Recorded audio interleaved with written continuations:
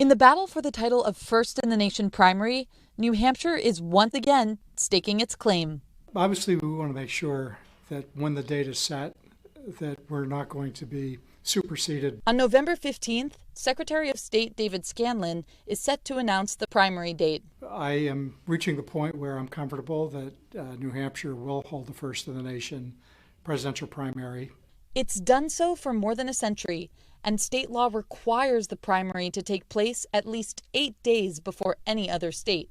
But this cycle, the DNC moved South Carolina ahead of Iowa and New Hampshire, following President Biden's recommendation. New Hampshire is being severely challenged by the Democratic National Committee. South Carolina has been the best indicator. The DNC asserting that South Carolina going first puts black voters at the front of the process. For decades, black voters have been the backbone of the Democratic Party. It was South Carolina that created the path to the White House for Joe Biden and me. President Biden did not file to be on the 2024 primary ballot in New Hampshire. We have momentum. The wind is at our back. New Hampshire leaders argue the state should go first because it's one of the smallest states, which can make way for a bigger national impact.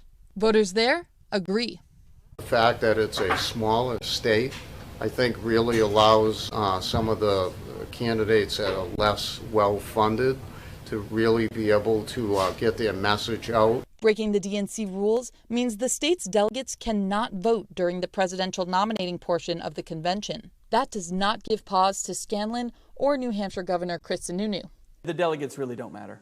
They don't. You know, New Hampshire's power of this process is in its ability to allow candidates to come in, be themselves. But this is not likely the last first-in-the-nation fight for the live free or die state.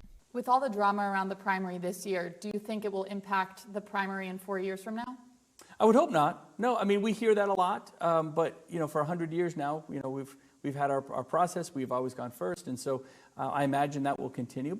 Thanks for watching. Stay updated about breaking news and top stories on the NBC News app or follow us on social media.